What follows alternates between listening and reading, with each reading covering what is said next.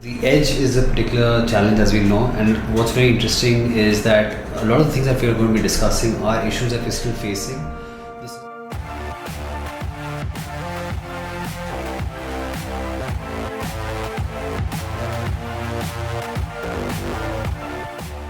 Hi everybody, I think today we have a very interesting topic. We're going to be discussing the edge with Shasak, and I'm Arjun. We both work for OFRS, the edge is a particular challenge, as we know, and what's very interesting is that a lot of the things that we're going to be discussing are issues that we're still facing. This is more likely to be a brainstorming session, so a lot of the things that we're going to talk has not even been rehearsed or discussed, but we're just through our experiences aware of the challenges. So I'll hand over Shasak because he's been here longer and he was there during the inception of the edge, and he would start with telling us something about the history of edge, and then from there we can build over. So Shasak, over to you. Thanks for that introduction. So when we say edge, what we're talking about is this particular product in our supply chain solution. So this is where everything kind of starts. And what the essential job of this product is to actually integrate at the manufacturing plants and serialize individual products. So that's the sort of black box idea of giving a unique identity to every single product. How to do this, and the umbrella term that we have for this is mark, within which we have a specific product which we call mark edge. And the reason it is called edge is because it is actually an edge computing kind of problem, and the way it sort of came into our bucket was initially we were not doing anything like this. We were not doing any kind of on-premise deployments of anything, any hardware. But when we started to work with some clients which have very high volumes and very critical operations, essential services kind of operations, they came up to us and they said that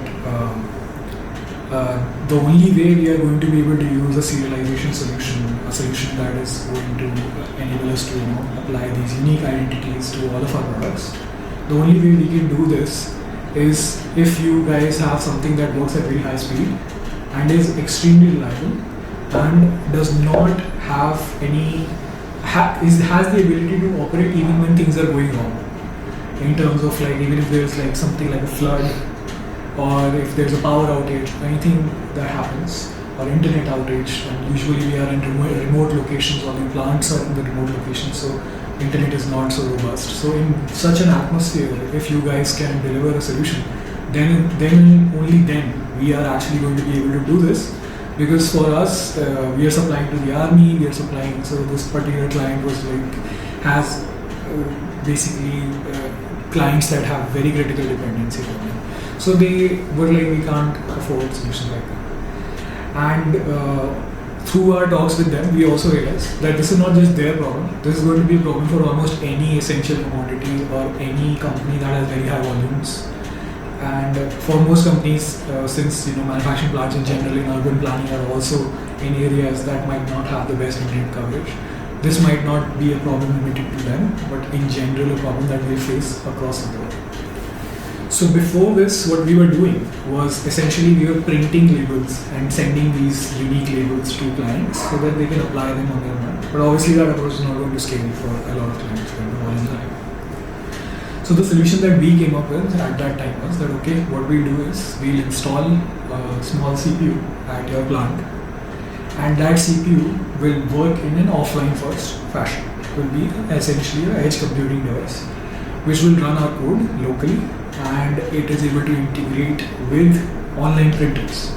So printers, if for people who don't know what an online printer is, when we say that term, what that means is that on any plant there is a conveyor belt. And on that conveyor belt, there's usually a printer attached. So as the products pass through that conveyor, the printer detects the product and it prints certain information on the product. You must have seen like batch numbers in blue ink or black ink printed and MRPs printed on products, right? So that happens on the line at that high volume through these printers.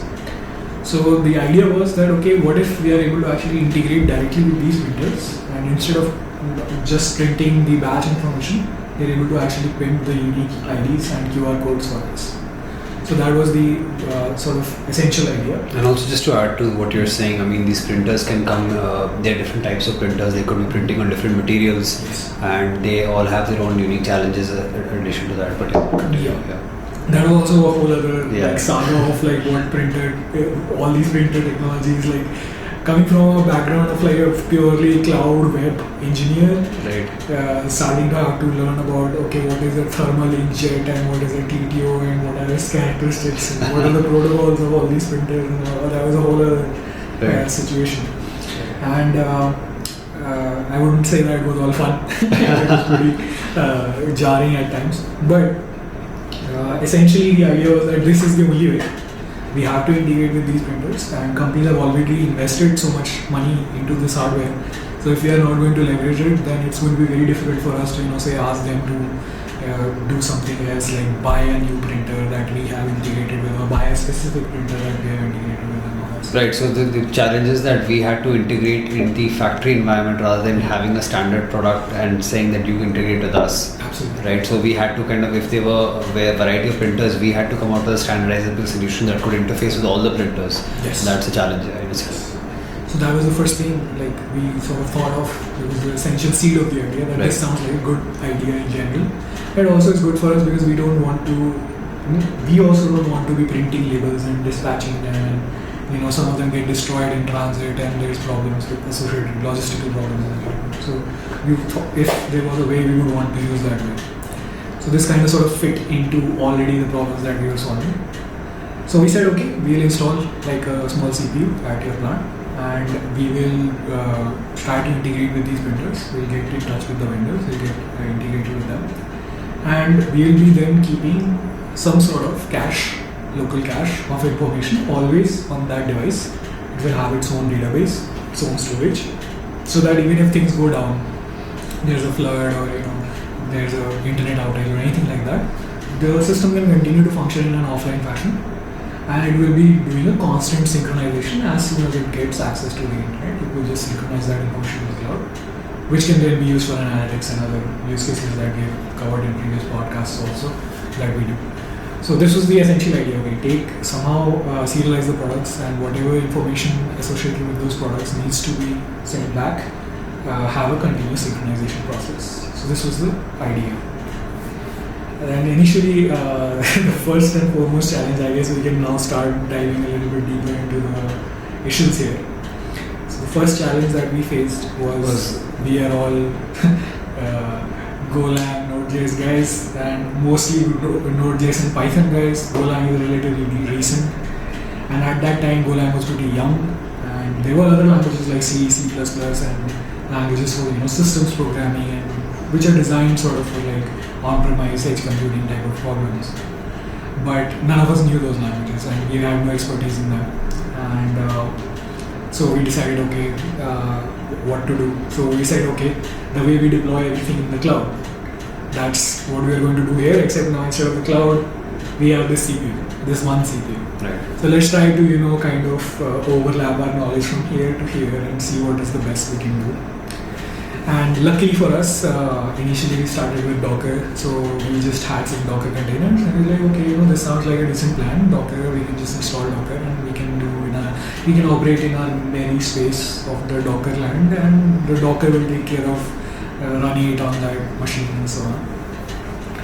And we started like that, and all of the code was in Node.js and TypeScript. So did the Mary space remain Mary, or did you have challenges with Docker? Oh, many challenges. So especially on Windows. Let's not forget to mention the fact that these are Windows boxes, and yes. we can talk about later why Windows boxes, but continue what the challenges were with Docker. Yes, I guess we can start with the Windows challenge. Why Windows? Okay, maybe I'm start sure there. every engineer who's watching. Linux. So I personally don't think Windows is a bad option, but it's okay for such situation. But yeah, you can talk about why Windows. Yeah, so Windows. So essentially, we're all Linux guys, and we wanted Linux. But the thing is that before Arjun had joined, and we even knew about Arjun, we did not have any capacity to reverse engineer the interaction with the printers themselves. So we had to rely on these third-party softwares that these companies had already built, and or were in various states of development. Some of them were even worse than alphas actually, but like that's all we had. So these companies had built this software, and we had to integrate with their software, and their software only ran on Windows. And the way we had to interact with the software was also through the file systems, which is an interesting problem we can dive into. Why file system based stuff is happening. But it was just, that was the essential sort of thing that we could not escape. That since we have to do this with these middlewares and they don't run on any other system, the client is not going to be like, okay, let me install a network drive for you where you can send the files, and they're not going to do any of that. Well, I think that there are two other reasons which will stick. So even if we have the middleware which can be agnostic, I think there are two issues that are still there which we will not be able to get away for a long time, and that's okay. I don't consider these crippling issues. One is that a lot of the printer softwares, there are two aspects to the printer software. One is the core software, which is the middleware software, and the second is the templating software, because typically for these printers you need to set a template also, which will graphically print it actually onto the thing in a particular format, and those softwares are also built in Windows, and I don't think and that we're not replacing, right? Though we have replaced the core technology for printing itself, right? We do have the OFRS middleware now, which interfaces as a common standard software for printing, but the templatization part is in Windows. The second aspect also is the operational aspect, where while developers are comfortable with Linux, but both the people who are operating as well as on the client side IT are people who are obviously more comfortable with Windows, and they need to operate it. So because the operator himself is well versed with Windows, I think at least for the perceivable future, I don't see us moving away from Windows. But just want to, I think, add that perspective. Shasak may disagree to that, but yeah. So the thing about me and Arjun is that we almost disagree about everything. But that's a good thing, I guess. Yeah, that's a good thing. That's essential. Yeah. So I think those are very valid points. We have to stick with Windows for a decent amount of time, for sure. But I think we have already discussed, like, there are possibilities of doing something hybrid, like a small piece can stay inside Windows and the rest can be outside. But those are still in, they're just thoughts in the air. We don't know exactly how we're going to do that. So for the time being, you're right, we're not escaping Windows. And even at that time, it was very clear to us also, like, we are not going to be escaping this anytime soon, because right now we don't even have reverse engineered middlewares. Yeah. So how are we going to do this, right? So that's why it was Windows, and to be honest, Windows is not that bad. It's actually pretty good, and these days it's doing really well. We're getting better and better. It has gotten really good for developers. And they're contributing a lot to the open source space also. So they, as a company, I think their philosophy has got better. So yes. They have a bad name. We're using TypeScript extensively, and I personally love TypeScript. VS Code, dude. VS Code. Absolutely fantastic. Fantastic. So that's why I think for developers, Microsoft is in particularly good direction. So no flame was against Windows, but we were just coming from a Linux background. Sure, yeah. We work on the cloud, so over there everything is Linux, so it just kind of was a little bit unnatural. But we had Docker, and I was using Windows. It's not a bad product either. The Surface is a pretty good product, I gotta say that. You can see Mac. I'm very anti-Mac though. Apple though, right? You're good. Not a real developer. See that? There you go. This is the kind of thinking. So you go ahead. Yeah. So Windows is not bad, and we don't want to flame Windows or anything. And we were in Docker line, so we were like, okay, we don't care. We just deploy everything on Docker, and it's going to work. And we don't have to worry about Windows. We just, in a Ubuntu container, we can live our lives. But that did not happen. What we faced was actually a lot of problems because of Docker. Because essentially of the nature of our application, which was relying heavily on the file system. So at that time, Docker for Windows specifically had some NTFS file system associated issues, and we were relying extensively on the file synchronization events. If a file has changed, if a file has moved or deleted or anything like that, those were our triggers for application logic. And for that reason, when we would test on Linux, everything worked perfectly well.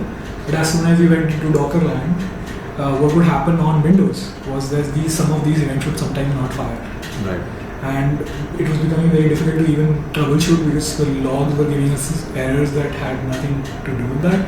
And we eventually found out that the event is just not even being received at all. Right? So we did beat our head against that problem a lot. but we just couldn't figure it out, and we were not getting any help from forums also. And new updates on Docker also at that time, at least I don't know about what's happening recently, but like at that time, new updates on Docker were always prioritized Linux, Yes, that's Mac, right. and then Windows. Yeah. So everything. Docker Windows has had long-standing issue. That's why the OS introduction, why we were using Windows, is very important, relevant to this conversation. But yeah, carry on. Yeah. So then we were in this weird place where every day things were breaking and it was impossible to troubleshoot. Like we had no idea what's going on. There are no logs. Nothing is available to us to even say that this is the problem. And the only thing was we do our own logging, and we saw that events are dropping. We actually saw that happening many times. So we said, what to do now? On the application logic complexities and all the shenanigans that we were doing there, those were causing bugs of their own. Plus, on top of that, this is the problem. So this is a very valuable engineering lesson, that sometimes you should choose simple things. And even though you have the best libraries and frameworks, sometimes writing something of your own that is small and maintainable is actually a better idea than picking this big, humongous thing that you don't even properly understand, and you might think it will solve the problem. So this was the lesson we also learned here. I think that's similar in another podcast. That was the lesson that came out which I did with John's, which was to do with Dask, the application of Dask also. But the same lesson came out with that also. Yeah. Sometimes just try to solve the specific problem. Don't try to have this nuclear bomb kind of approach. Like, this will solve all my problems. Right. So we actually decided to get rid of that. Like if we remove at least one source of errors, we can rest easy, right? Like we'll have to deal with Windows, but that's at least one layer less. We're just dealing with an operating system and our code. Yeah. Here we were dealing with the operating system, we were dealing with Docker desktop. And I think one thing very important to understand, the difference between when you're coding for the cloud versus the edge is, in the edge you have to be aware of system related constraints, whereas in the cloud you are looking to be ubiquitous and kind of abstracted and everything. But when you're looking at the edge, you have to look at the problems very specific to the environment you're engineering for. And that is one lesson, and you need to keep in mind as an edge developer. And you also have to be sensitive to kind of performance or security or very system related kind of problems that you're going to face, which you don't typically face, or at least modern times have abstracted you away in the cloud thinking. So that is that's a very important point. Like these days, like abstraction has reached a stage where when we hire even new engineers, they are operating at a level of abstraction that they don't even understand what's happening at a lower level. So that does not show up so much when you're building new features, but when you have to deal with bugs and difficult bugs, that knowledge is very, very important. If you don't understand those things, then it becomes very difficult to reason. There is a term called mechanical sympathy actually during programming, and mechanical sympathy deals with actually having to be sympathetic towards the mechanical problems and constraints under the hood of the system that you're dealing with. So when it comes to edge programming, you have to have mechanical sympathy. You can't ignore mechanical sympathy. So and I think one advice out of the limited experience that I have is that all those things that you these days, there's a lot of talk about why do you have to learn C, why do you have to learn what is memory management, why do you have. If you don't know how your computer works, certain things those ideas will never enter your brain. You will see a bug and you will never think that this could be going wrong. And you will use words in the wrong way, like memory leak, but actually that's not a memory leak, it's a totally different thing. Memory leak is a very specific thing that is totally different. So if you don't know those things, after a certain point, you're going to face trouble, especially in the edge computing or desktop application scenario. Because over there resources are constrained. You can't just throw money and solve your problems. There is also one thing I want to add, which is I feel, I won't say unique to OfferS, but very limited to certain people like organizations like OfferS. Typically nowadays IoT is quite big. But and when you talk about edge is also used in standard IoT problems, right? But the difference between standard IoT and I think the OfferS IoT environment is that in standard IoT you're dealing with sensors, right? And sensors relaying time series data, right? And that data is limited and very purpose specific. In OfferS, what we're doing is running applications which you typically run on the cloud, which require more bandwidth than typical, just simply transmitting sensor information on the edge.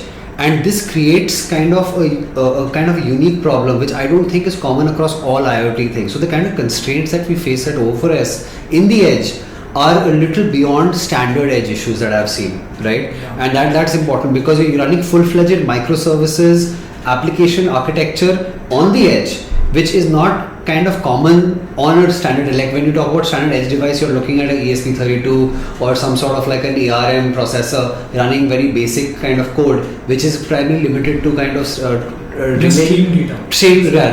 relaying sensor data basically, typically. But in the context of O4S, we're doing a lot of on-edge business logic, which what you're doing actually is taking a part of the cloud functionality and putting it on-prem for reliability purposes than anything. So this is a slightly kind of a more challenging issue than just simply having a kind of sensor relaying information. Yeah, that's right? a very, very important point. Yeah. This is actually very different from a typical IoT thing. So when we're talking edge over here, our viewers need to be aware of that constraint also. And I'm not saying we're the only people in the world doing it, but it's not common across IoT space also, I think, what we are doing here. And in like typical sort of engineering products these days, startup scene, the kind of products that people build, usually this scenario is very rare. I have not spoken to anybody in a really long time who's dealing with something like this. Yeah, definitely. So it's definitely very peculiar. Yeah.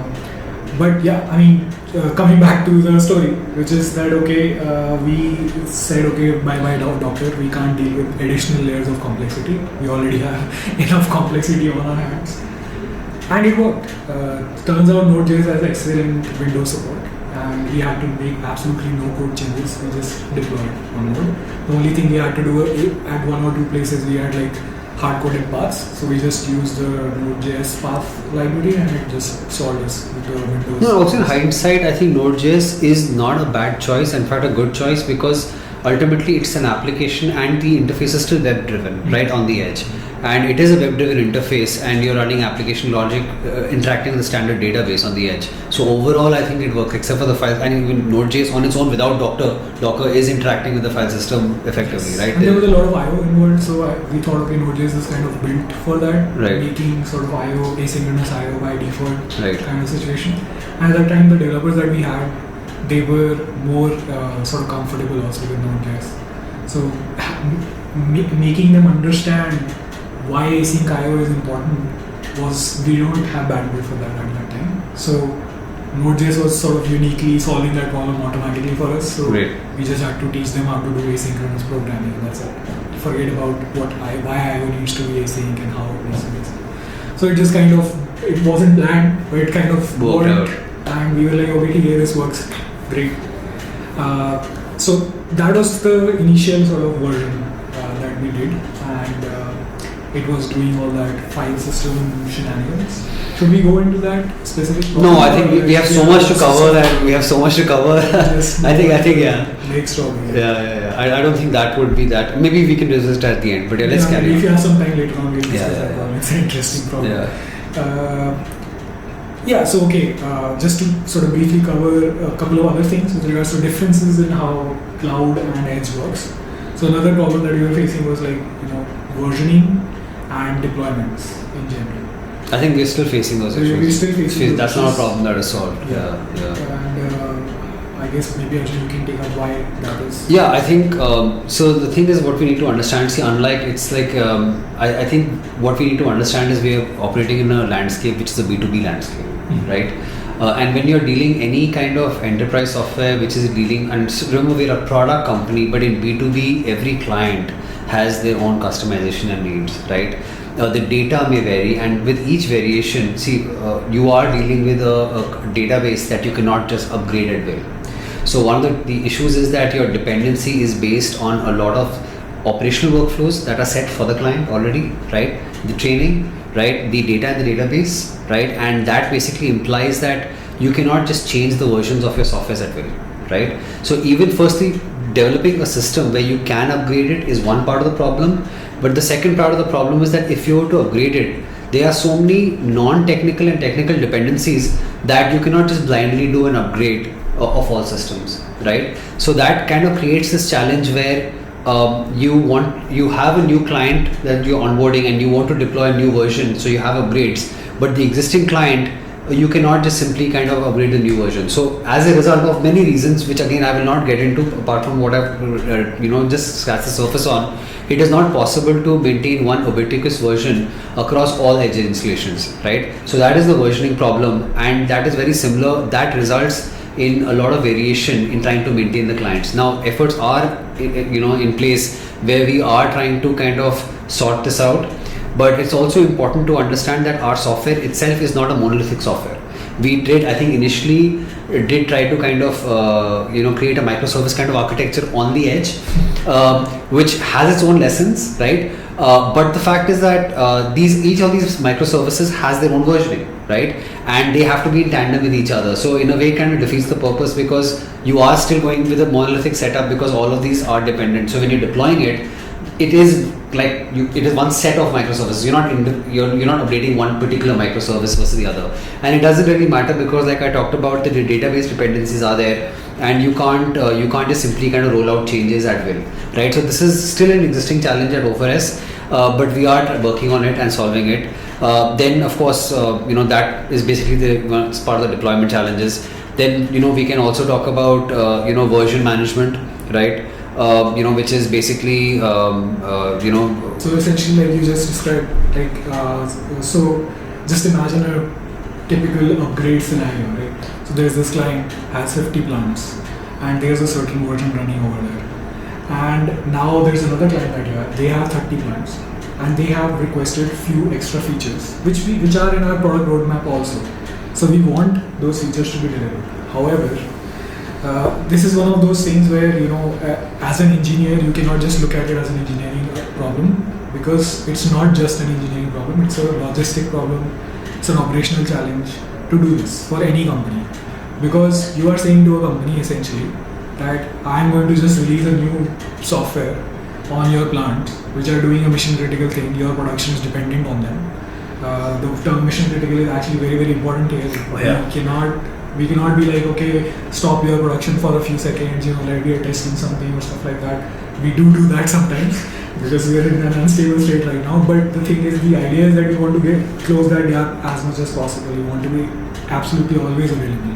Right? Yeah, I think I just want to take a second to touch upon what you said, because we haven't covered that. One thing for our viewers to understand, very, very important, is that what we are doing is part of the mission critical process. We're not providing a solution which is a nice to have.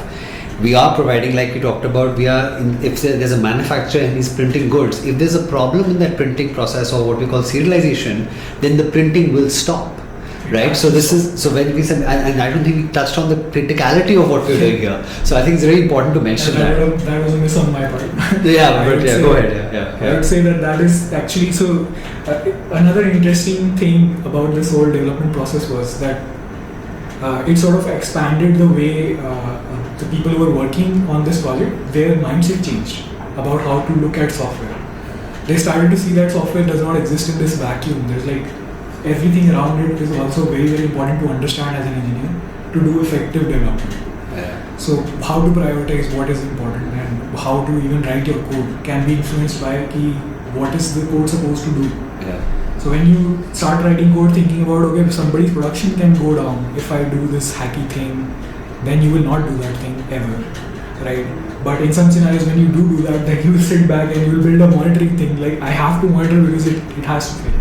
So it's very, very mission critical, and at that point a developer cannot be like, oh, I am trying to, so experimentation is a part of being in a startup, right? Oh, I did some experimentation today, product guy came and said something and we did, and that's great, we want that. But you can't say to a company like, stop your production, oops, we made a mistake, this new upgraded version is bad, now you need to roll back on 50 different CPUs. Absolutely. Which might not even have internet connectivity at that particular time. There might not be a plant operator present over there at that time. So we can't do that at free will like we did in the cloud. So that was a very interesting, that still is a very interesting challenge that we face today, like how to manage this. And one of the problems that I think we were just discussing before was version splitting that happens. Version splitting. Yeah. So engineers are working on two forked versions of the same piece of software, and then when they talk to each other, they're like, I don't know about this, and I don't know about that, and they feel very confused. Like, we are working on the same software, but it has forked so far apart that now we need to make efforts to bring it back.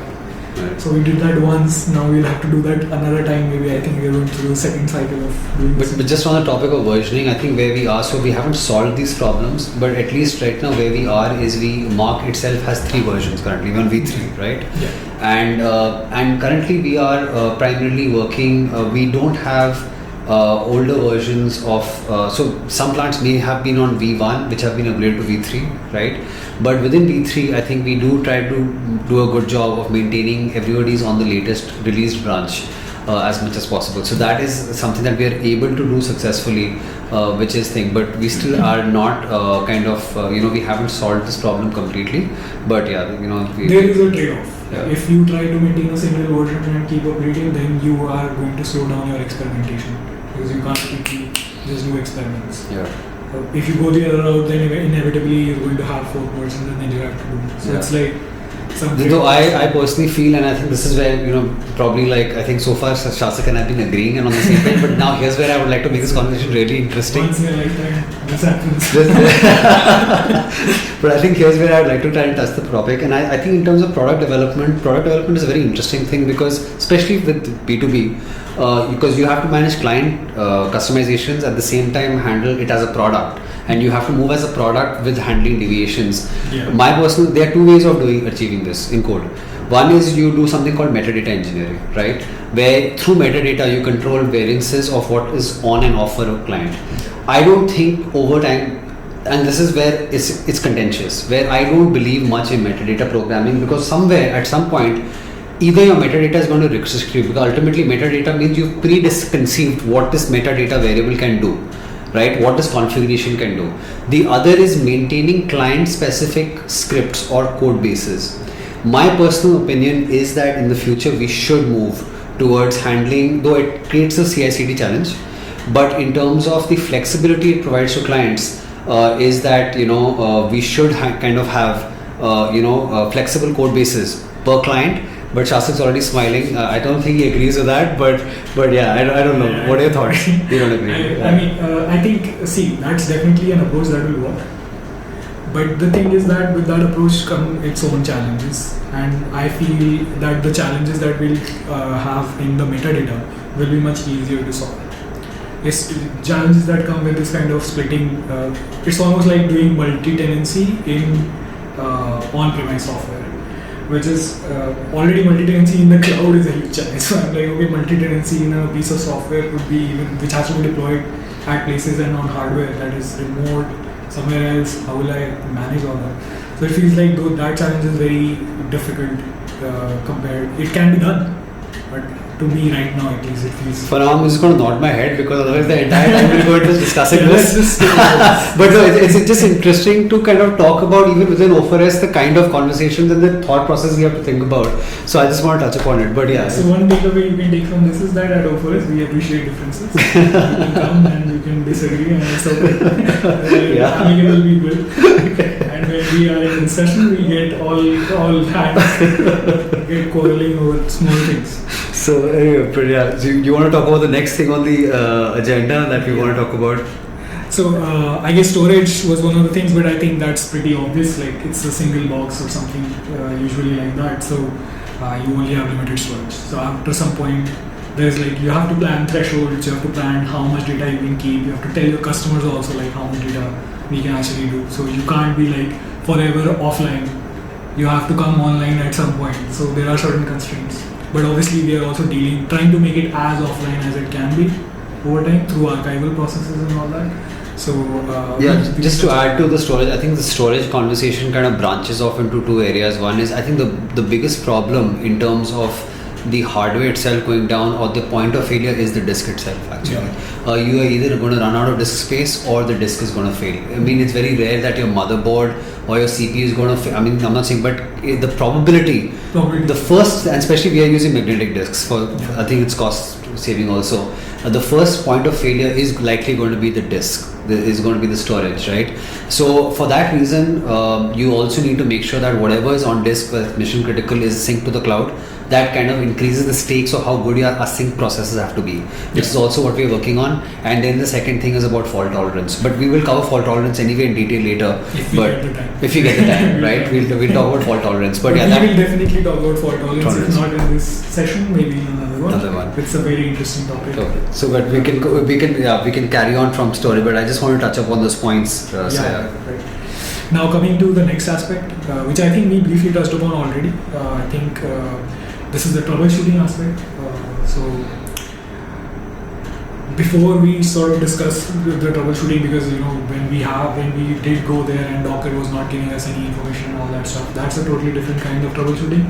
What we are now talking about is, okay, how will I even know there is trouble? We were talking about storage, and now we have moved on to troubleshooting. Okay. So I briefly sort of already touched upon troubleshooting earlier days, what problems we face, but now we're talking about even knowing before the issues happen. Like, how can we detect before the issue happens, before somebody from the plant tells us, how to detect if there is an issue, something like that, or that there will eventually be an issue soon and we need to do something about that. So that aspect is also kind of different in this scenario because of, again, the offline nature of things, and the standard sort of solutions don't apply. So just to sort of go through the initial solution. So what I'll do is just go through what we did initially, and then maybe you can take up the aspect that you are working on currently. So the issues that we faced was that, okay, we have this remote disk, CPU, and it is doing all this transactions on a database. We need to synchronize those, and we need to then know all the logging information associated with this process. And if there are any issues, we want to be able to write alerts on top of those issues. But we are also stuck in this problem of updating things. We can't just if we want to track something new, we can't release an update. It's not possible for us to rapidly keep updating things like we do in web platforms and so on. So what to do? So the way we thought about this was, okay, what we'll do is we'll create a general sort of utility, which we called Watchdog. So what its job was that you can just call Watchdog and give it any message that you want, right? And it can hook into any kind of message. And then there's a bunch of messages that Watchdog will always capture. So all your logging information, all your CPU information, all that kind of threshold balance and all that kind of stuff. So Watchdog was this separate process that was able to watch a lot of metrics from the outside. So in a way, we sort of shifted the problem of updates to not updating the main software, but just updating Watchdog to capture more information. So we could just update Watchdog and say, okay, you have to now also capture CPU data. You have to now capture this particular transaction in the database also. So Watchdog was sort of application logic aware, external monitor. Right? It was not kind of like syslog. It was application aware. So we made this small utility, and on top of that, we also exposed the lib, which people can integrate into the main software if they want to specifically send some specific kind of log. So those were also in place. So when we do an update, we can actually have kind of like Google Analytics like events streamed over. So this was the first aspect of it. Second aspect was, okay, now how to connect this data to our cloud services and make sure it's available there. Now I think we all know there's like a lot of infrastructure already built for that in the cloud space. The Prometheus, Thanos, you can use and set it up. A few clicks of a button and you have entire cluster monitoring availability on Grafana and so on. And we thought, okay, we'll do the same here. But it does not work here because these systems are built to work in cloud environments where networks are usually considered to be functional. And so whenever these tools register an event, they register that entire event at that point of time. You can't say to Prometheus that I am giving you events from T0 to T10 right now. Prometheus will say, okay, give me all this data and I will mark it at T10. And you will not know that what happened at T0 and what happened at T, something like that. So we were unable to find like a direct kind of solution. So what we thought was, okay, now we have this Watchdog thing, it can give us the events. And we hooked that into Fluentd, and that was transferring data to an Elasticache.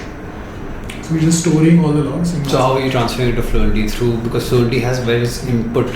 Was it like a parsing through command? Was it output stream and Fluentd was just taking it? Yeah. So no. So Watchdog's responsibility was to maintain a local cache. Okay.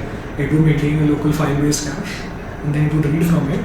So Fluentd would read from the file-based cache. So it was doing a file IO and. I forget whether it was Watchdog sending the events or directly Fluentd reading from the file. Okay. But one of the two was happening. Okay. And the idea was that it was writing everything to a file first, and then making sure that we have that data available on a file locally.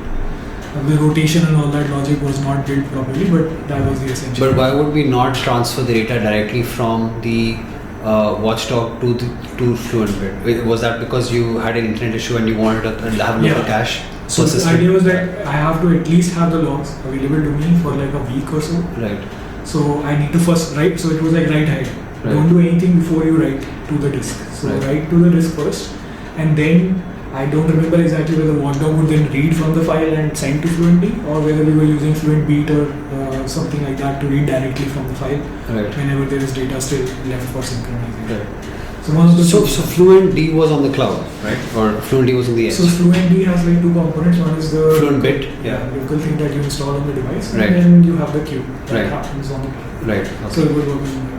Okay.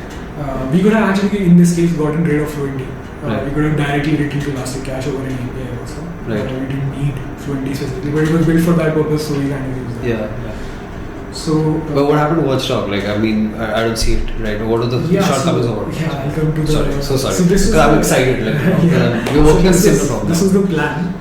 At that time, however, by the time we were sort of in the middle of executing this plan, COVID happened. And many things happened during that time. We were also, in a place where lots of different features were being built. Team size was very, very small. And during COVID, there was some attrition also that happened. So for that reason, suddenly this became a handful. Maintaining this Watchdog, creating this Watchdog utility, handling all the edge cases around it, being able to also integrate with the main software library extension that we had for Watchdog. Having the local caching related issues that don't resynchronize events and stuff like that.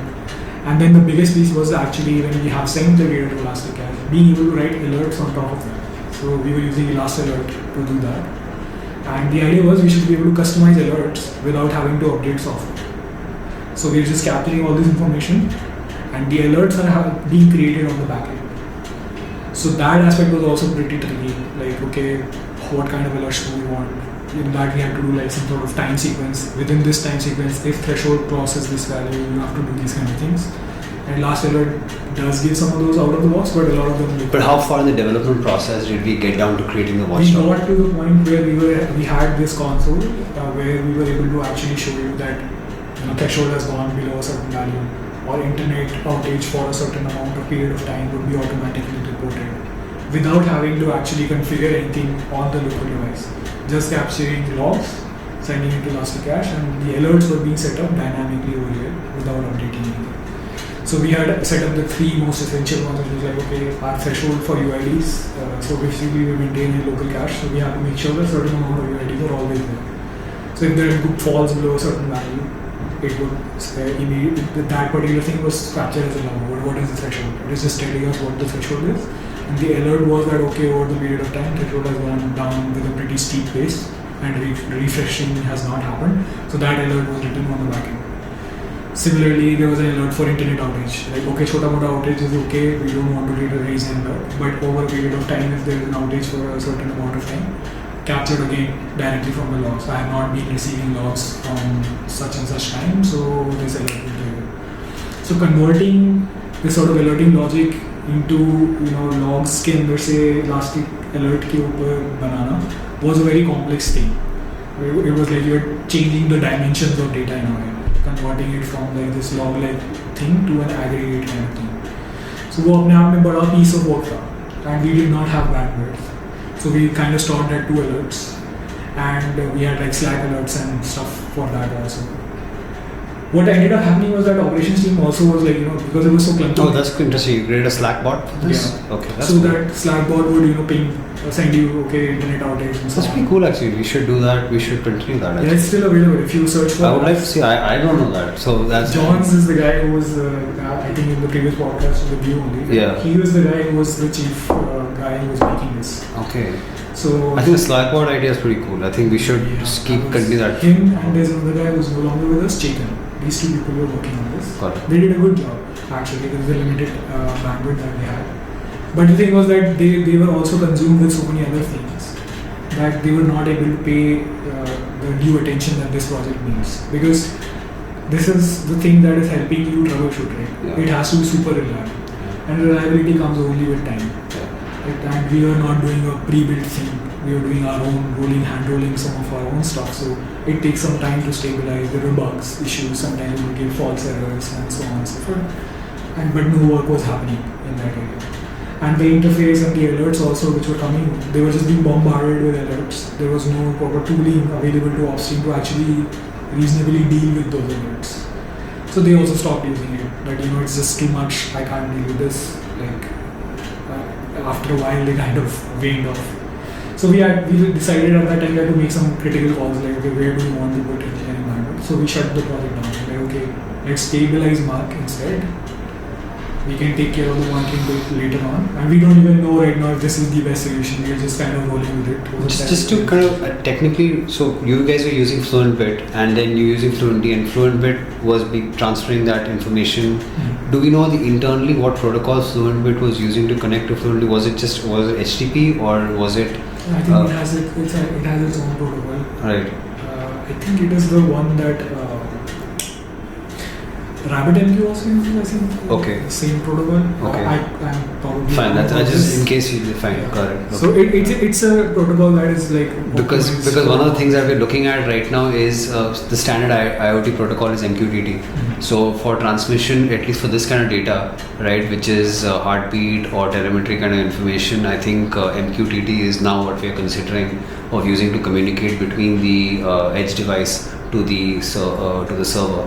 So that is something that we're looking into, but we're just curious because I'm not quite, even for me this is the first time I'm hearing about these things, so I'm asking that question. A lot of stuff that we've done. And a lot of stuff that has been decommissioned also. No, that's why it's important to know what was done so that we don't repeat the same mistakes. I actually totally forgotten about it just before this podcast. I remember we did something. Something like that. No, because what's interesting is actually some of the line, because we are again rethinking about this, and this is something that I'm working on now actively, and FluentBit is what I was actually considering, one of the points. So that's why I kind of... Yeah, I'm pretty sure we made a lot of wrong choices. So it was just like a proof of concept level project at that time. But now that you are here, we have been discussing many approaches, and I think the MQTT approach is the standard approach, and it's like pretty solid also. Yeah. So maybe you can touch upon how you are envisioning that. I think that would be interesting for people to know. Yeah. So thanks for saying the history, and I didn't know that, and that's so valuable for me to know. In fact, when you're developing a new solution, but the new solution that we are looking at, and I would actually look at the old code also, because conceptually watchdog is the right thing. I mean, even the new solution is a watchdog, because one thing I believe is that any process that's monitoring the system cannot be part of the system, because the system goes wrong in the monitoring system. So conceptually this is also a watchdog. However, the components that are in the pipeline are all using standard technologies. I think the way the architecture comes in is how we plan to plumb these components. So right at the base level, if you have to break this up into different parts, at the base level, you are talking about how do you capture the health information, the pulse information, right? What I want to do is make sure that as this system can scale, which is that initially it is not aware of application nuances. Because if you look at it, what are we really interested in? And maybe you can correct me if I'm wrong actually, is that we're looking at whether services are running, whether they are healthy, what is their disk, what is their RAM, IO and CPU utilization per process, right? For instance, if MongoDB is running or not, right? And at the system, so we are looking at system level monitoring, and we're looking at microservice level monitoring, right? And kind of MongoDB, the database level monitoring. And so how are we going to capture this information? Now, Windows has a pretty extensive API, so a lot of people who are aware of performance monitor, or when you even use something like Task Manager, these applications are resting on multiple layers. So because this is where again the conversation we had regarding Windows, because it seems like we will be invested in Windows for a long time to come. I want to leverage Windows internal performance tracking APIs, right, which is basically known as the WMI. It's known as the Windows Management Instrumentation. These are a set of classes, and there is Windows kind of generates something called PHDs, performance PDHs, called performance data handles, and these are basically collected. So in Windows you have the producers of the event data, and you have the consumers, right?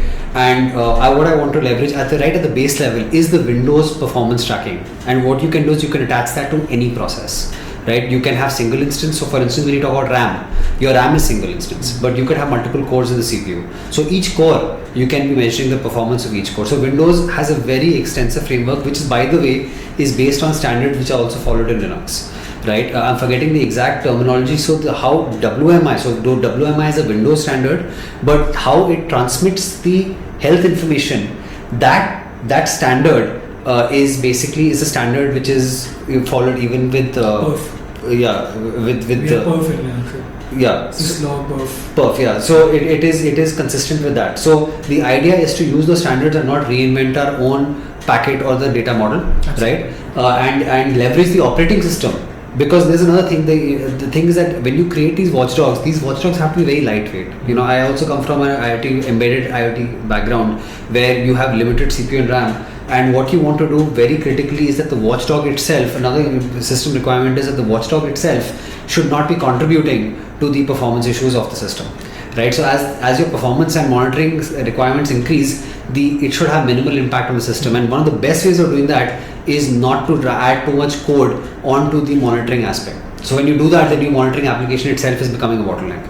So by utilizing and Windows or the operating system, if you are Linux, you would want to leverage the nowadays operating system come with a lot of inbuilt telemetry features, right? Or not telemetry, but health monitoring features. And the first step of order of business is to make sure that we are capturing that information the best as possible. Now, one of the challenges is that the stack that we're using is Node.js and Golang, right? System. Now, Golang again is a great systems language. But the problem of using Golang to capture the telemetry or the Windows information here is that we need to use a third-party bridge, which I don't want to use because it's unreliable, right? So I would want to code the capturing of itself by coding it into either VB.NET or C#.NET, right? So that is one of the first things. There is a second, there is a collect-d-win. So again, there is something called stats-d and collect-d-win. These are standard tools which latch on to the operating system. So stats-d, by the way, is the world standard in terms of collecting stats information from the operating system. So that works beautifully with Linux.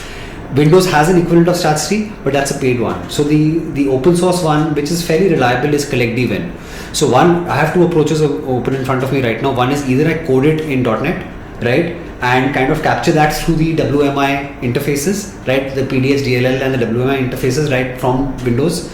Or I basically use something like collect-d-win, which is a tool, which is a monitoring tool which extracts it internally from Windows, which is configurable through XML or a meta file. You can configure, like in performance. I don't know if our viewers are versed with perfmon, right? But in perfmon also you set up like Windows events, and then what happens is once you set up those events, Windows is collecting data about those events. So you have an event, like I can say an event for collecting data for Chrome, and how much CPU utilization is that. So I can define events. Right, and these are known as performance data handle PDHs typically, right? And you can set up those events, and then once those events are set up and configured, then the tool is extracting those events and relaying it. So this is the first step. So I don't want to write software to kind of do this part. Let the operating system do it, because the operating system is the most efficient to do it. So that's the first step, right? And I don't want, I would have ideally as a programmer of Golang, I would like to code in Golang, but I'm not going to do that because that's not the right choice here. The right choice is to be doing this either using a Windows utility or this thing. So that's, maybe I've just gone too technically too deep or not required. Quite interesting. Yeah, the sympathy, and what we talk about mechanical sympathy, right? So this is an example where I need to be aware of the overhead cost of kind of doing it in a different language. So I will be using Windows itself natively to doing this for us. So once the data is extracted, it will be extracted. Then the next challenge is how do you transmit this data to a log aggregator. Fluentbit is something that I'm still considering as a log aggregator, right? But then the problem is that once this data is extracted, I would want to kind of stream it. Now here's the thing that, again, I had considered writing it to a file or a persistence and then reading it, but then you're doing a lot of disk IO. A lot of disk IO, because remember, application is one thing, but telemetry information is continuous. It means that I'm continuously doing disk IO in terms of writing and writing, which can reduce my disk life, So another thing that I want to be careful about in terms of mechanical sympathy is I don't want to be having too much disk IO in terms of though. But again, we have a challenge. The challenge is you cannot lose the data, right? Because there's no internet. But at the same time, saying so the solution here is where what fits in beautifully at that level is MQTT. The reason why MQTT is a good choice, I feel, because for MQTT you need an MQTT server. So you can do two things. So MQTT solves two problems here actually. One is that it is beautiful because MQTT is not HTTP. It's basically built for unreliable communication on TCP, right?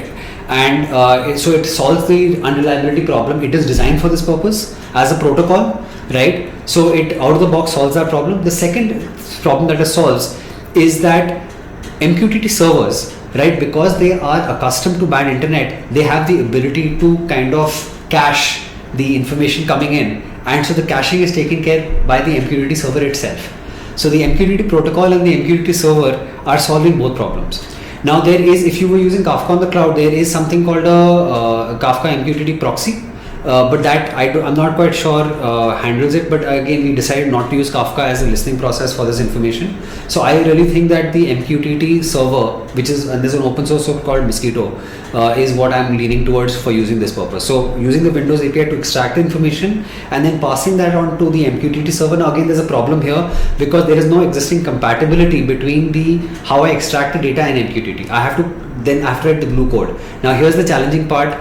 So CollectDVin has some plugins, input plugins of how it extracts the data and output plugins on how it writes. And unfortunately, none of the existing output plugins do MQTT. So now I have a problem where I have to take that data and transport it to the MQTT server. Now, do I write that in Golang, right? Or do I write that in maybe C# or .NET, right? So I need to solve that. Now I need to look at the better good. I think the better good would be to write a CollectD plugin, right, which fits in and maybe contribute that to open source to do an MQTT kind of thing, and that way we can contribute to open source, but I would have to write that in .NET. So that's a challenge that I'm thinking about, right, how to solve it. Yeah, pretty interesting, right? Once that data has gone to the MQTT server, right, then from there, we will be obviously relaying it to the server, but there I just found another alternative to this, which is basically, those who are aware of service mesh technology must have heard of STOD. Right, and STOD actually provides a kind of MQTT compatible version where you can extend the service mesh to the edge.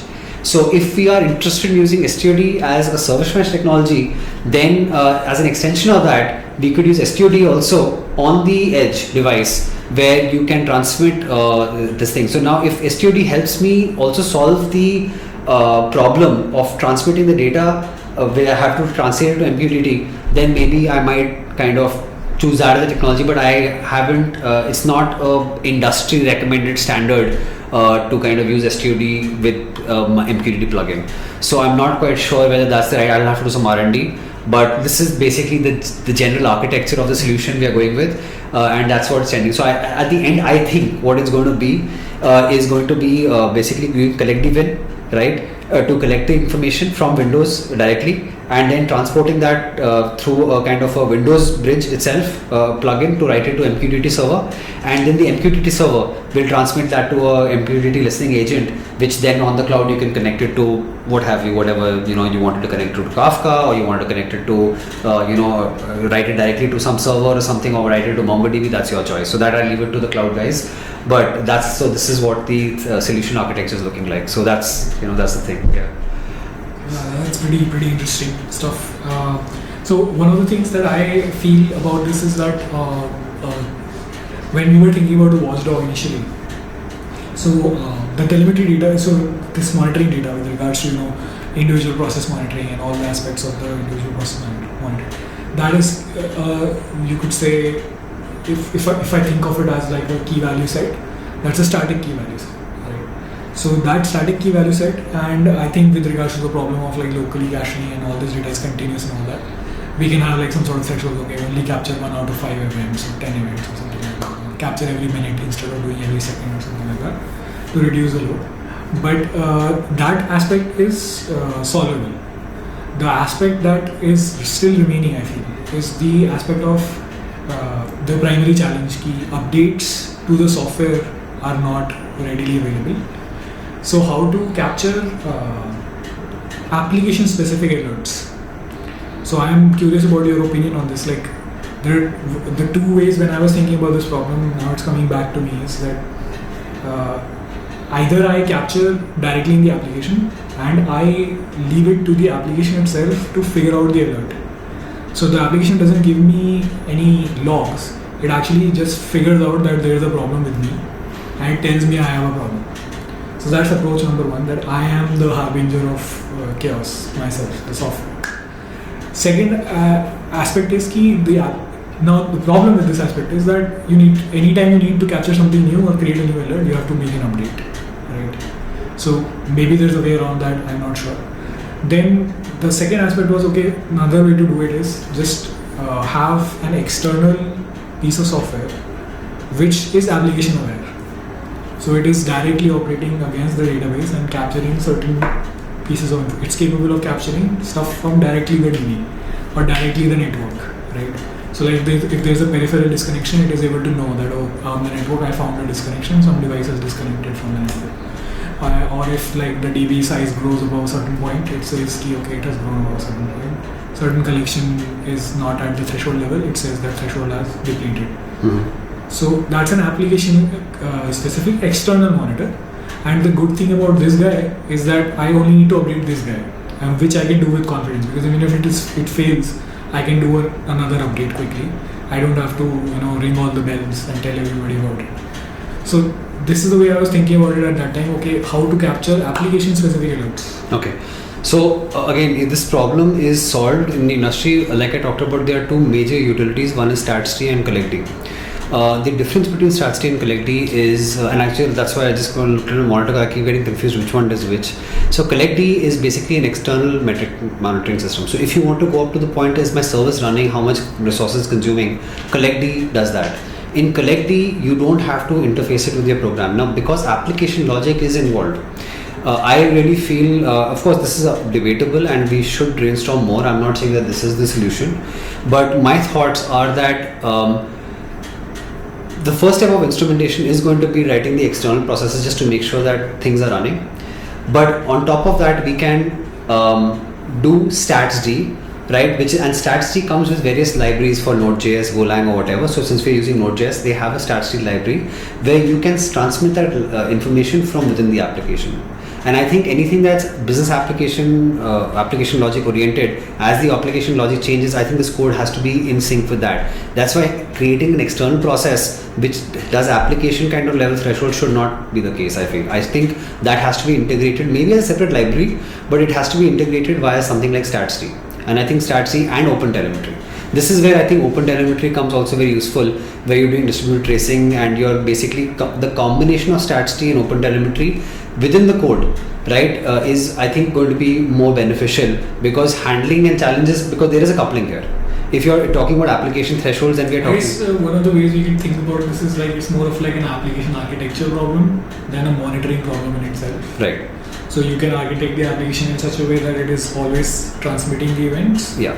Or you can architect it in such a way that it has another aspect to it which monitors application level stuff. I would say the thing, because that is the architecture that is specified by StatsD, right? And that's what this thing, and that is easy to implement because you don't have to literally change your architecture around this problem, and you can just simply augment your current code base with that. So I think that would be step number 2, which once we solve... One of the CollectD statistics, can I write custom logic on top of it? Like, say for example, CollectD is telling me about network disconnections. Yeah. So can I write logic on top of it that if that happens, do convert it into this and send it somewhere else? You can do that. You could ideally do that. Not that I would be in favor. I really think that what would be the use case? So what you're saying is you're coupling. The kind of issues I want to solve are the ones where so with regards to monitoring, these are engineering issues, right? Like, okay, RAM went off, or storage is gone, something like that. That is an engineering specific problem. As soon as I raise that alert, right, an engineer needs to be brought into the discussion. Now, the problems that I was trying to at that time solve was that there are a lot of things that are not in the hands of the engineer. Like, if you don't have internet access, so then what can I do?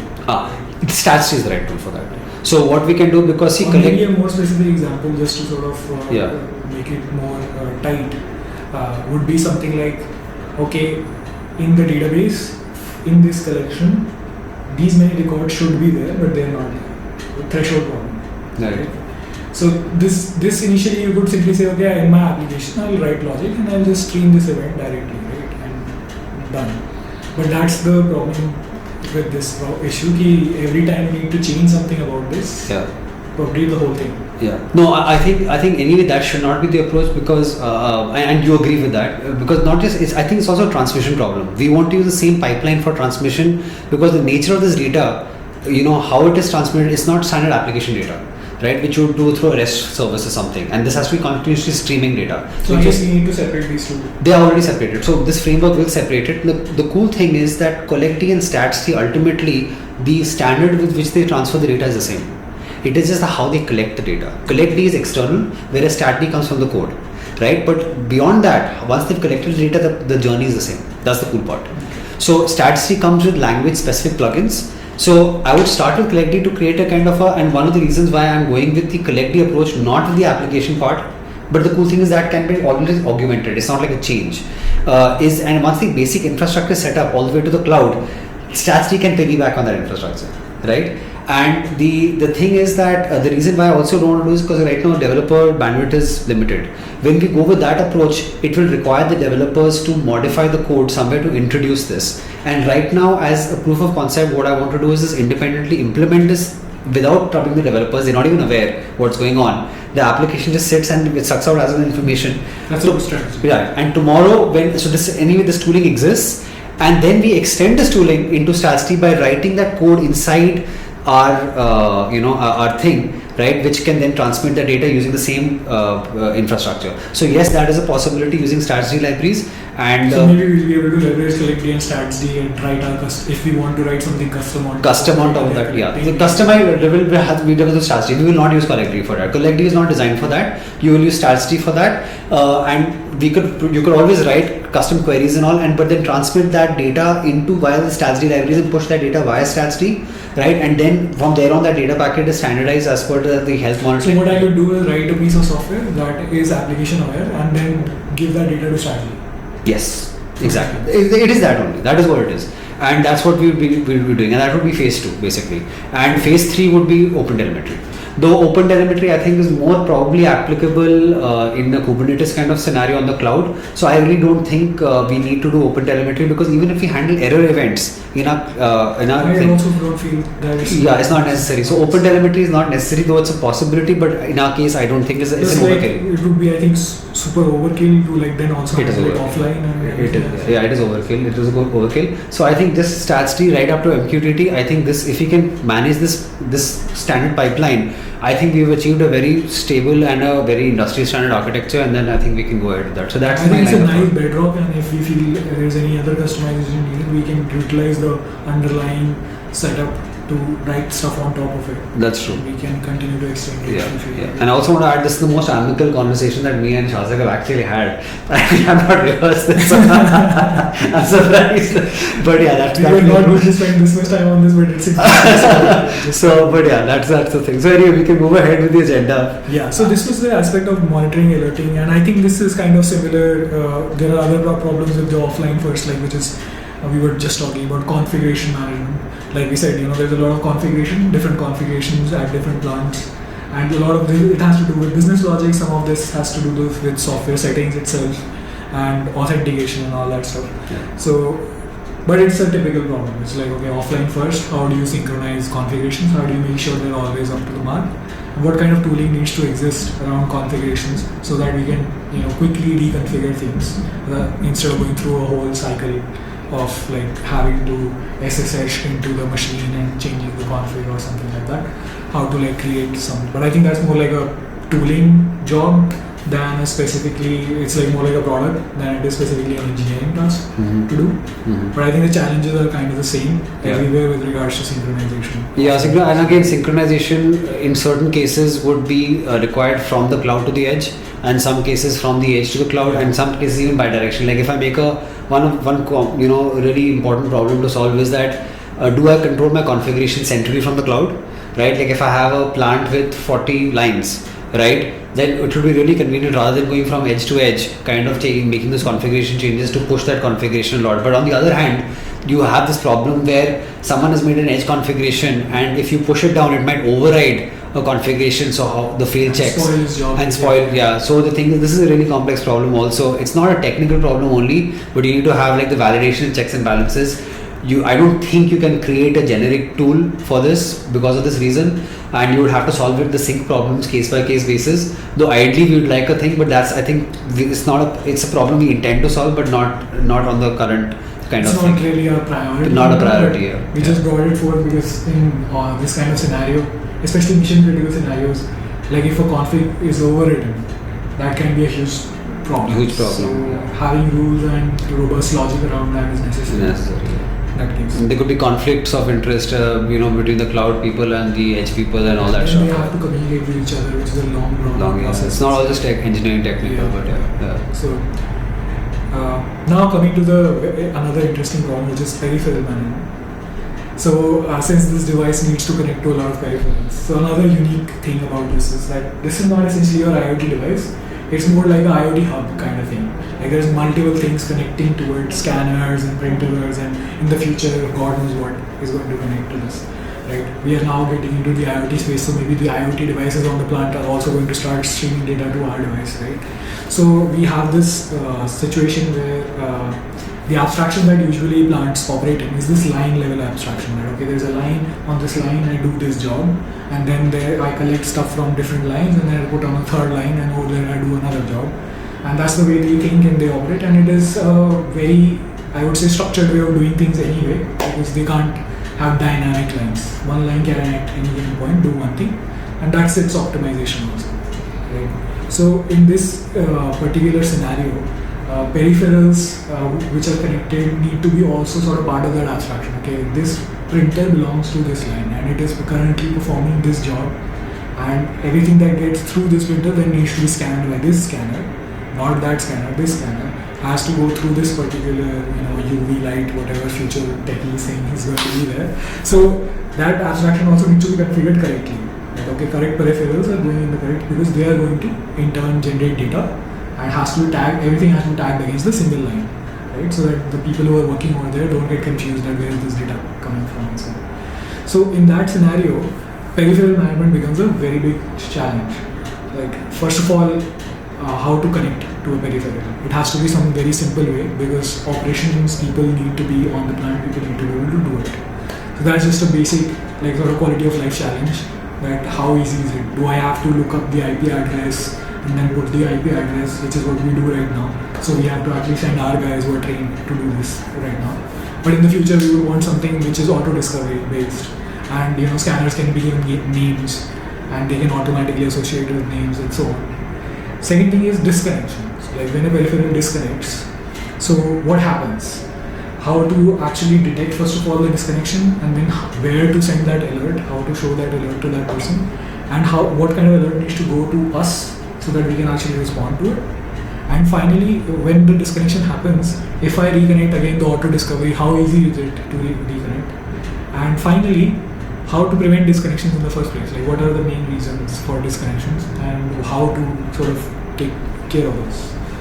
Just for example, like usually the way we set things up is like, okay, there's like some sort of LAN port, some Wi-Fi hub of sorts, and our device connects to it, the printer connects to it, and the scanner connects to it, and so on and so forth. They all get their own IP addresses, and typically by default, almost all routers these days are in DHCP, they are like dynamic IP, right? So now that's a problem, because it's a dynamic IP, so it will keep changing every time the router gets shut down. Even when a new device sometimes joins, it can be refreshed and so on. So what to do about this? So what we currently do is like, okay, at the setup phase, we have this playbook where, okay, first you set up the router to static IP. So give your device, the printers and all the scanners, static IPs. Other devices can be dynamic. And then you make sure that that static IP gets reallocated to that specific device always. And that's possible and it's working, but it's like still clunky. So we want to solve that problem also. I think I thought about this independently. One of the possible solutions is, I think, the devices are programmed to respond to a certain broadcast, right? And what happens when you send a network broadcast, right? the devices respond to the network broadcast and they are able to respond with their IP address. So I think I think that solution is not too complex to solve. I think that is a solvable thing when we have the bandwidth. Like some sort of like convert it into a name-based thing, right? So that we can dynamically change the IPs also, and like the name remains the same or something like that. So some sort of auto discovery. Also, this is really the IoT. I was reading up because a lot of the currently home automation. What happens is that if you think about it, a lot of the devices that you attach in your home network, which are not on Zigbee, which are running on your standard router, they have device discovery. So there's actually, I'm forgetting the protocol, there is actually a protocol for this which we could attempt to use. I'm forgetting the exact name, but this is a problem that's already solved in the IoT space, at least in home automation for sure. But there's another challenge that I did not mention before. Sure. So a lot of these scanners and devices, we don't have any control over what they are going to be. So then it also becomes a challenge. So what we have to do is like some sort of minimal implications, like okay, your device needs to be able to connect to TCP at least. Right. Like if it can't do that, then we can't use that device. But so we have to keep the constraints very limited. Sure. Yeah. So it could be a scenario where maybe the devices that we use generally, we can do some research and find out if they can support that kind of protocol. Then that would be awesome. Yeah. But if that does not happen, we have to at least the most we can push is here. Your device needs to be TCP compatible at least. Right. It needs to be able to work on a LAN network. Right. So if it can't even do that, right now actually, by the way, we are even working with devices that connect via USB device. Okay. And some of these scanners, the way they work is when you scan, they create a paste command in your computer. Oh wow. So they literally paste into an Excel sheet using control. Wow. Okay. Yeah. I don't know the answer to that. And we have to work with that, right? Okay. So maybe we want to write some utility that captures paste events and does something. I don't know. But this is again a challenge. Welcome to edge computing. The guys say, we do it like this, we do that. But it's not straightforward. It's not straightforward. It's their money. Yeah. They're not going to say, yo, acha, you want this 40,000 ka scanner? Okay, we will get you that. No, I get it. Most companies don't do that. Yeah. So definitely a very interesting challenge. So by the way, we are throwing all these challenges up in the air right now. If you guys have any suggestions, please. Yeah, anything that we talked about, if you disagree, like we would love to see the comments, and we would actually any suggestions. Maybe you have some sort of easy solution, easy way out. We would love to hear it. Yeah, this is a brainstorming session, so just contribute. Maybe you can send us your resume also. And don't tell us this idea is good or bad. Just tell us what the solution is, but that's what we're interested in. Don't flame us. Yeah. Okay, so I guess we covered peripheral, so now I guess everybody understands what the problem over there is. I'm going to skip over operation feedback. I think that's pretty obvious. What we mean by that is just giving feedback to the operators on the line, and that's a product problem in general.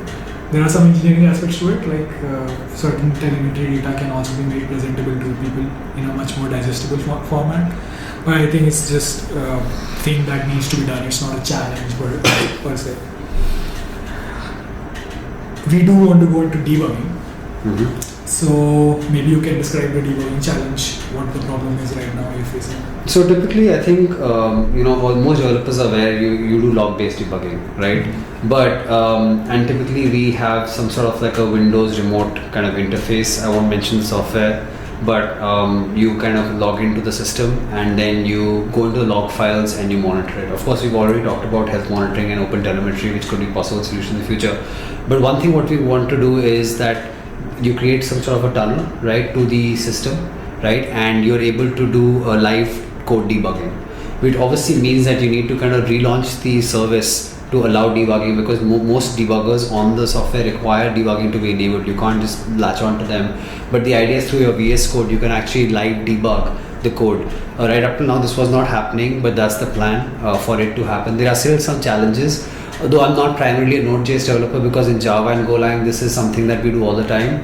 But I think, and it is possible with Node.js also, but there are certain challenges that we are facing, which I'm not fully technically qualified to talk about, but we're not able to still do that. But that is the plan, to be able to allow developers to do logging. But I want to say one thing is that, it's very important to understand where the problems are.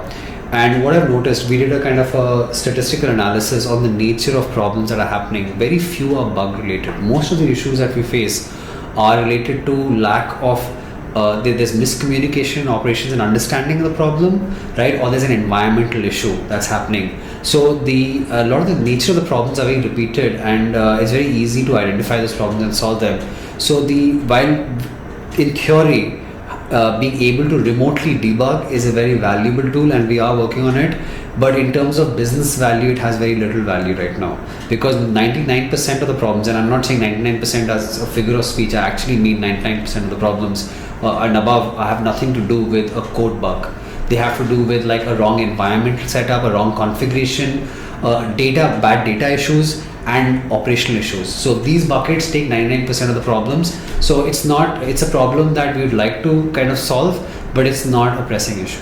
Probably will be solved by tools outside of the system that can help sort of mitigate the problem, but not solve it. I think it's education problems. Education problems also. Yeah. Like a lot of times, like the guy, a simple thing like, the service is not responding, and we find that because the system went into hibernate mode, for instance, MongoDB went down, right? Or because while the improper shutdown, an index got corrupted, right? These are kind of problems outside the application, right? Or even just simple understanding issues where the operator did not understand how to kind of configure something right, or a line configuration was wrong, and because of which the problem occurred, right? So these are majority of the issues are more operational related than technical issues. So I just want to point out, so in general our attitude towards any of these issues is that we want to solve everything with engineering as much as we can. So don't take us wrong that we are these stubborn engineers who are like tum wahan samajh mein nahi aaya. We are not talking like that. What we are saying, we are trying our best, continuously making efforts to make the system easier and simpler to deploy and understand. All those things are happening, but there are just certain things you can't control. Yeah. And they're actually not technically even in our control in many cases. Like it's the plant there is some device which is the firewall installed and I can't communicate to my server. Yeah. I can't do anything about, our engineers can't do anything about such situations. Yeah. We have to then rely on our operations help to help sort of mitigate those problems. No, and a lot of our focus as engineers is trying to make life easy for our operational people, because it's a scaling problem. See, developers are only a certain team. Operations will scale. So as much power we give to our operations people, in fact that is the engineering challenge, is to empower operations to solve the problem on the ground so that we can help scale. Right? It is not to technically solve the problems ourselves. And even the product team is supposed to be thinking about products for internal use so that they can scale the operations. Yeah. Internal products can sometimes be way more complex than what the client is seeing. So I think combining those two efforts, we are doing everything we can to sort of solve this problem. But I hope the nature of the problem is clear. Like in some cases, it's just very difficult to even do anything about the problem. So over there, it's just a matter of how to communicate with your clients and how to just educate people about certain issues. Yeah. So that is a continuous process that will keep going, but we continue to work on. But just to add to that, like in terms of the bug thing, and at the 90%, literally in the last 6 months, the amount of bugs, a problem related to bug was just one.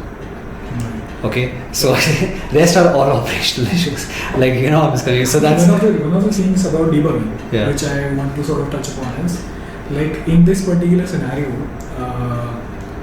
the reason why maybe remote debugging is something we should have set up eventually, not as a priority, is probably because there are certain scenarios that are very hard. So normally in cloud engineering, what we do is like if there's a bug, we'll hop onto a staging environment and try to take the log and retry the request and see what went wrong with that, right? And if there is a data discrepancy issue, we have access to both databases. We can just go to the production database, see what the data config is like, copy that config in the staging, and then try to test the same thing. So kind of like making sure the state is same and then testing on a different environment where we feel very safe and confident testing and setting up our debuggers, and they're already pre-set up. Over here, however, what we want is, if we want to replicate something, we need access to the data. Then it becomes a problem of like, okay, go there, get that specific state, then configure a machine with that specific state over here, which is also not easy because it's not a cloud platform. Yeah. It's not automated. We don't have all the tooling available to us. So it takes a long time to do that. So usually, many times, just to find even, there's a config mismatch or something like that, instead of having to manually go through and read configs and compare, if somebody would just hop in and set up a debugger there and run it once, They'll be able to say that always. No doubt. The value of remote debugging is there, absolutely, and we are working towards that. But it's not a business priority, but it's definitely technically something priority. We will pick up eventually someday. Just like many other things. Okay, moving on to the next topic. I think we have covered this also a fair bit, but just to touch upon it a little bit, which is the installation and configuration. I think here we should just focus this time on the hardware side of things. Like when we actually have to deploy something anywhere, for a new client, it's a very different story. For an old client, it's a different story. For a new client, the way we do it is we pre-configure the device and we just send it over there, and the installation process then follows. Like, okay, all you have to do is connect peripherals and set up the lines and all that stuff. Rest of everything is taken care of. But when it comes to software updates and new installations or updated software and all that, that's trickier. We already covered that part. So I don't think there's much left to discuss here. We already discussed reducing dependency of devs. Yeah. We already discussed that. And improving usability and rollback is very fairly obvious. We want easy rollback because the people who were over there, they actually physically go there.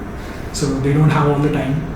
They might have a few hours over there. So if something doesn't work, they should have the ability to roll things back to a previous version very easily. So we have to take care of that also. I think fault tolerance is the one that is left. Yep. I think it's a huge topic. Do you want to get into it, or should we call it quits right now and take it up? I think we can just touch upon it. Okay. I will just touch upon fault tolerance. Like I said, like look, a lot of things can go wrong, but we have to focus from a commercial point of view. When it comes to fault tolerance, you have to balance your costs along with reliability. And the fact is that I think the what I identified earlier, again I could be wrong, I think the disk is the the most probable thing that is going to go down for many reasons. You could develop bad sectors. Again, it being a magnetic disk, it's susceptible to controlling I/O operations is not always possible. So you could develop bad sectors. Your disk can go full very often, right? And your disk itself could fail. So one of the things that we are considering is using RAID 1, right, in future. So you would kind of currently I think we have a backup edge device itself, but that I don't know what the costs work out to be like, because you have to swap those edge devices. But I think just having RAID 1 within the existing edge device is probably cheaper, but increases the reliability manifold, and also you don't end up kind of having to hot swap kind of devices. So I think one thing that we're tending towards is RAID 1, but it's premature in this conversation and discussion. Let us know what you think. RAID 2 and all is also possible, but the thing is, in the cost go up, because with that you need more disks. So widely we want to limit it to 2 disks, and the cost is kind of effective. So RAID 1 offers you that. And I think that's a possible solution. But anything else that we want to do in terms of augmenting fault tolerance? Sorry, there's one more thing. I forgot. In the future, and again this is debatable, is that whether we can delegate. So currently everything is depending on one monolithic edge device, right, which we call the BAS, but I don't know if in the future we want to call the BAS. No? Okay, we'll just call it the edge. Sorry, I didn't mention that. Okay, but delete. I'm just kidding. BAS is a box as a service. BAS as a service, right? Silicon Valley, shout out to the Silicon Valley. So the thing is that one thought process that exists is that there are some mission critical services like the factory printer running, right? And whether it's possible to offload some of those processes onto a Raspberry Pi, right? Or the entire process could be on a Raspberry Pi or some dedicated hardware, or split it between, because you still need a database, right? And so that's also, in the case of fault tolerance, that is a cheaper device. And if you're distributing the probability of failure among multiple devices now, right? And you have a replaceable component where you're only replacing a part of that service rather than the entire machine. So your dependency on a single machine as a point of failure is going down. However, that's debatable, because ultimately you still need that edge device to communicate with the cloud as well as host the database. So you still have that single point of failure. So this is kind of debatable. By if you were to break that single point into multiple points and yet have a single point, whether that's better or worse. So we haven't really got around this, and that's again something that he and I were disagreeing on. But yeah, I wouldn't say disagree. I think it was just a discussion. Discussion, yeah. But we don't have a clear answer, and I agree with Shashak's also point of view of it still being a single point of failure. But anyway, this is what I have in terms of. I think the best thing is the thing is that obviously we can't implement everything. Yeah. So one of the first things we want to do is obviously the rate thing, which is the good thing that we have agree on that. This is a very obvious low-hanging fruit that we can take care of and dramatically reduce the failure rate of the specific device itself. Yeah. And then subsequent approaches would be like, okay, even more fault tolerance. So that will also depend on who wants it. Is there a client who actually even wants that kind of level of fault tolerance? Are they okay with if a device never fails in like years? Yeah. So we can have some sort of SLA around that, okay, for these many years, and then we'll do regular maintenance and services, and it will work. And maybe we'll give you replacement devices, new devices every year or something like that, just to make sure that reliability remains. But the only thing I wanted to touch upon, which would be probably interesting for the viewers, was that here it is again one of those differences between edge and cloud and the way you think about things. So in the cloud, when we talk about fault tolerance, we are talking about API availability, right, all the time. Like, okay, no matter what device fails, what node fails, network fails, I always assume things will fail. And assuming underneath that assumption, okay, when things fail, what is the thing that I'm measuring that will tell me whether or not I'm matching the expectation, whether I am actually fault tolerant, which in the case of the cloud is very simple, okay, API should work. Right? But over here, we have to think a little bit deeper. It's not just about APIs working anymore. It's about, is the person at the plant able to do his production? So if he had planned production for that day, that I have to do this much on this line, he shouldn't have to change any of those things. So that's a very different way of thinking about it, because now it's not just about some systems working. It's about, a fault could simply be misinformation here. Like if you even give them the wrong information, they might not be able to operate the line. If there's a bug in your software that is giving them some sort of false information, they're not able to operate the line. If they feel like the peripheral is not connected, but actually it is connected, but they just don't have feedback, they might not run the line, and they might say, I don't know if I can even do this because I'm not sure if it is even working. So building not just the fault tolerance of the device itself, the engineering fault tolerance, I would say, we have to also think about it from the perspective of production. Like, is this in a good enough state that production can happen? If production is not happening, then no matter what it is, we are not tolerated before. We could say our disk is fine and everything is fine, but guy is not able to do that.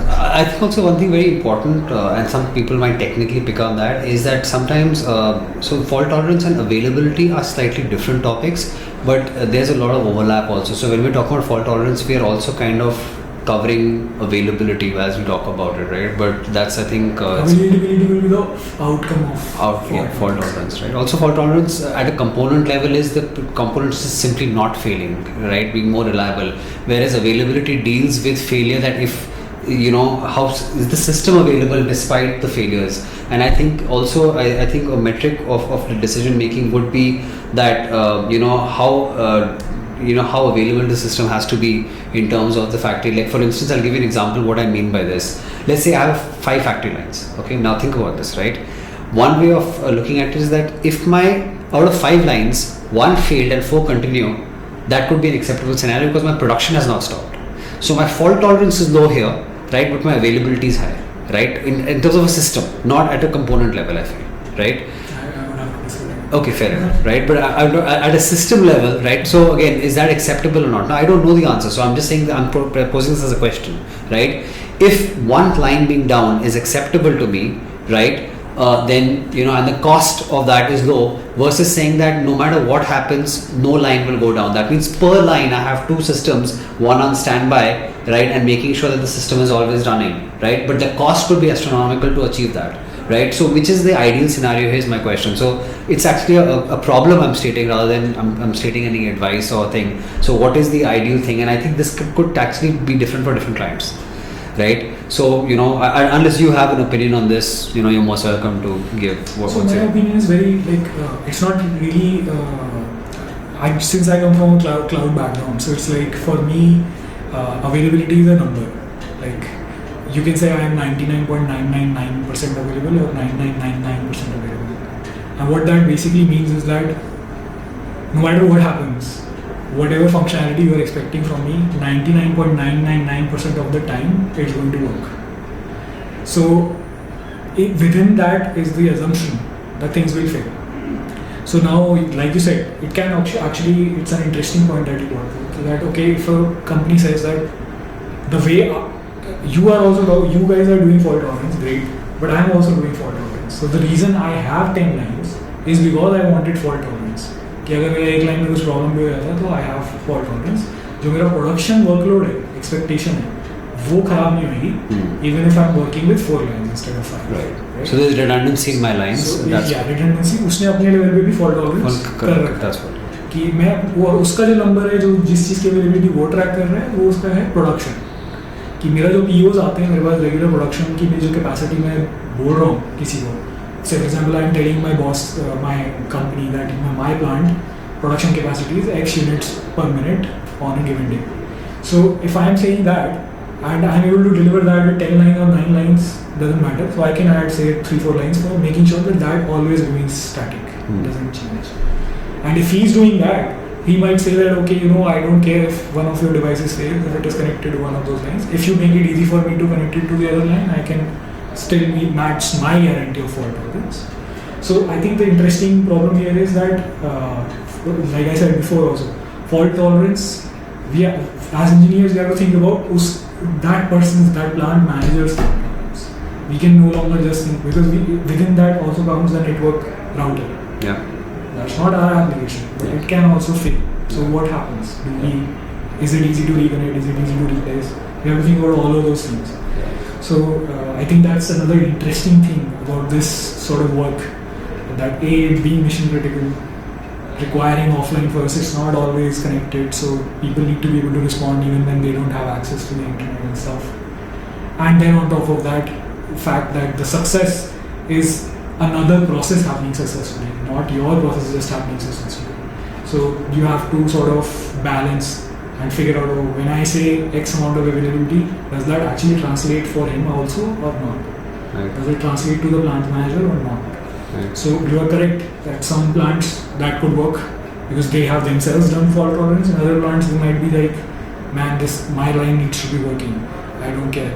Right. So even if one line is not going to work, that production quantity that I'm saying I'm able to produce, I will not be able to produce. Right. So then in that case we have to have a different approach. Right. But also at a common point also, and that's exactly right, the challenge here. But one way of trying to kind of look at this is your points of failure, right? And ultimately we do have a single point of failure eventually, right? Which leads up to the point that you're connecting with the cloud. And if that fails, so then you need to probably employ redundancy at that point, right? And what is the cost of the redundancy? And that's the problem also, is what is the cost of these things because of the edge. And then there's another aspect. The cost of setup is one, of infrastructure and setup, and the cost of operational maintenance, because remember, the more components you have, they need to be maintained. It is no good to have a backup component which is equally ill maintained, because you find you've got two components but both likely to fail. The probability of failure didn't improve that much drastically, you know what I mean? So that's an actually very interesting point, because look at it from the cloud perspective, right? You are not managing the data center. Yeah. You're just managing your deployment. You assume those servers are in good shape, but over here you have to do both things. You have to do both. So just adding more redundancy actually also doesn't solve the problem. Yeah. You know, it is in itself a problem. Like you now have to maintain, and the cost goes up. And cost goes up. Cost goes up. These will not be okay with it. And it's not like guaranteeing you availability. So these are tough problems to solve in context to various clients. So again, we don't have the answer to this. For this one, I'm not looking for any answer. So don't post your comments. Oops, I think timeout. Yeah. Anyway, so I think this is still running. We are on power backup, but okay, if you guys can still see us with this lighting condition, I guess it's amazing. Like while we're talking about availability and fault tolerance, I hope this is being recorded. This is like the total act moment for that to happen, you know. Availability guarantees for power suppliers are not high enough.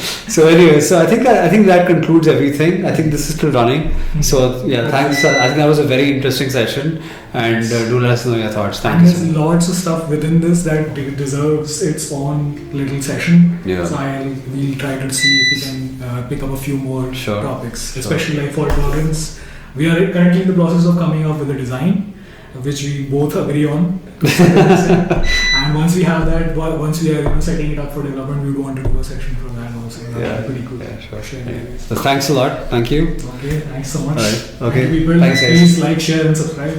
All right. And please don't flame us. I know we made many mistakes. Screw it, man. Play. We might learn something. Be gentle. Yeah, be gentle. Just be gentle about it. Thank you. Okay. Bye. Thank you. Bye. Bye. Bye.